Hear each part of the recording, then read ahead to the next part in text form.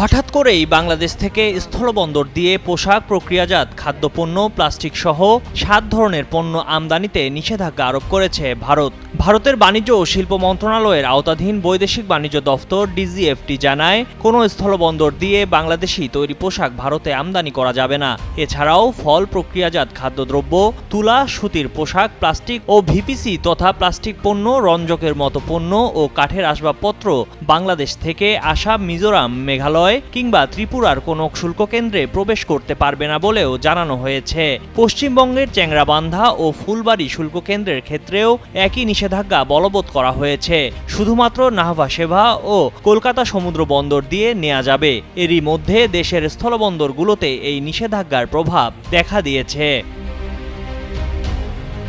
ব্রাহ্মণবাড়িয়ার আখাউড়া স্থলবন্দর দিয়ে চলতি অর্থবছরের ১১ মাসে ৪৫০ কোটি টাকার বেশি পণ্য রপ্তানি হয়েছে। এর মধ্যে প্লাস্টিক পণ্য ও তুলার বর্জ্য গেছে ১০০ কোটি টাকার ওপরে। এখন এ দুটি পণ্য সহ বেশ কিছু পণ্য রপ্তানিতে ভারত নিষেধাজ্ঞা দেওয়ায় আটকে গেছে রপ্তানি। ফলে শঙ্কায় পড়েছেন বন্দরের ব্যবসায়ীরা। এ অবস্থায় তারা বিষয়টি দ্রুত সমাধানের জন্য সরকারের দৃষ্টি আকর্ষণ করেছেন। সব মশার বিরুদ্ধে সুরক্ষা দিতে এলো বসুন্ধরা এক্সট্রিম অ্যারোসল, মশার বিরুদ্ধে এক্সট্রিম সুরক্ষা। ব্যবসায়ীরা জানান, বাংলাদেশের তৈরি পোশাক, ফল, ফলের স্বাদযুক্ত পানীয় ও কোমল পানীয়, প্রক্রিয়াজাত খাদ্য, প্লাস্টিক পণ্য, সুতা ও সুতার উপজাত এবং আসবাবপত্র ভারত আমদানি করবে না বলে জানিয়ে দিয়েছে। এসব পণ্যের মধ্যে তৈরি পোশাক ও কাঠের আসবাব ছাড়া বাকি সকল ধরনের পণ্য আখাউড়া স্থলবন্দর দিয়ে ভারতে রপ্তানি হয়। এমন পরিস্থিতিতে শঙ্কিত ব্যবসায়ীরা। ৩০ থেকে ৪০ লাখ টাকার মতো প্রতিদিন আমরা রপ্তানি করতাম, কিন্তু এখন এটাতে ১০ নামাতে আমাদের বিরাট ক্ষতির সম্মুখীন হতে হচ্ছে। যে ৬টা-৫টা পণ্য আমাদের রপ্তানি করার জন্য বলছে, এর মধ্যে সিংহভাগই আমরা এইটা রপ্তানি করতে পারি না, কেননা এই পণ্যগুলো আমাদের বিভিন্ন ত্রুটির কারণে এদিকে আনতে পারি। রপ্তানি পণ্য আমাদের রপ্তানি না করাতে আমাদের বিরাট একটা ক্ষতির সম্মুখীন হতে হচ্ছে। এছাড়া আমরা যারা সিএনএফেদের আছি এবং আমদানি রপ্তানিকারক আছি, সবাই বেকার হয়ে পড়ছি। পাশাপাশি শ্রমিকরাও বেকার হয়ে পড়ছে। কাজেই বর্তমান সরকারের প্রতি আমাদের আশু দৃষ্টি আকর্ষণ করার জন্য বলছি যে আমাদের ভারতের সাথে সুসম্পর্ক বজায় রেখে এবং তাদের সাথে আমরা সুসম্পর্ক রেখে সুন্দরভাবে যদি আমরা আবার পুনরায় এটা চালু করতে পারি, তাহলে আমাদের রপ্তানি পণ্যগুলা রীতিমতো রপ্তানি করতে পারবো এবং দেশের সার্বিক উন্নয়ন হবে। 5 আগস্টের পরে বাংলাদেশ ভারতের মধ্যে যে কূটনৈতিক সম্পর্কটা ছিল, ওই সম্পর্কে একটু টানাপোড়েন করছে, যার কারণে আমাদের এই ব্যবসার মধ্যে এই প্রভাবটুকু পড়ছে।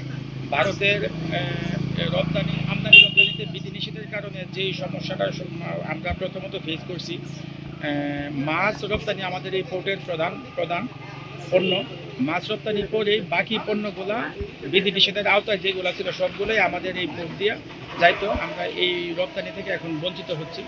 আমি দুই দেশের সরকারের কাছে উদারত আহ্বান রাখবো যেন কূটনৈতিক সম্পর্ক আরও সুদৃঢ় করে এই সমস্যাটা সমাধান করে। ভারতের নিষেধাজ্ঞার ফলে বন্দরে গাড়ির সংখ্যা প্রায় অর্ধেকে নেমেছে বলে জানালেন এই কর্মকর্তা। স্থলবন্দরে এটা এক্সপোর্ট বেস পোর্ট। এই পোর্ট দিয়ে ভারতে পার ডে ৩০ কোটি এক্সপোর্ট হচ্ছে। আর নিচে ভারতীয় নিষেধাজ্ঞার ফলে আগে যেতে প্রায় গাড়ির সংখ্যা অর্ধেকে নেমে আসছে। তো এখন আজকে 7 গাড়ি ভেজা তেল এক্সপোর্ট হয়েছে ইতিমধ্যে। 1 গাড়ি পাটজাত দ্রব্য রশি এক্সপোর্ট হয়েছে, আর 10 গাড়ি মাছ ভারতে এক্সপোর্ট হওয়ার জন্য প্রস্তুত হচ্ছে। নিষেধাজ্ঞার কোনো চিঠি আমরা কিন্তু পাইনি, আর নিষেধাজ্ঞার কোনো পণ্য আমাদের এখানে আটকে নেই। এদিকে হঠাৎ নিষেধাজ্ঞা আরোপের ফলে লালমনিরহাটের পাটগ্রাম উপজেলার বুড়িমারি স্থলবন্দরে আটকা পড়েছে অন্তত অর্ধশতাধিক পণ্য বোঝাই ট্রাক। নিষেধাজ্ঞার প্রথম দিনেই বেনাপোল স্থলবন্দর দিয়ে দুই দেশের রপ্তানি কমে আসে প্রায় 50%। রবিবার ভারতের রপ্তানির পরিমাণ ছিল 108 ট্রাক বিভিন্ন ধরনের পণ্য, তবে নিষেধাজ্ঞার আগের দিন রপ্তানি হয়েছিল 228 ট্রাক পণ্য। বেনাপোল সি&এফ এজেন্টস অ্যাসোসিয়েশনের কাস্টম বিষয়ক সম্পাদক আব্দুল লতিফ বলেন, ভারত সরকার স্থলবন্দর দিয়ে গার্মেন্টস সামগ্রী আমদানি নিষেধাজ্ঞা জারি করায় বিপাকে পড়েছেন ব্যবসায়ীরা। স্থলপথে এসব পণ্য রপ্তানিতে খরচ অনেক কম হতো, কিন্তু সমুদ্র ও বিমানপথে পণ্য রপ্তানিতে খরচ অনেক বেশি হবে। ময়ূখ ইসলাম, কালের কণ্ঠ।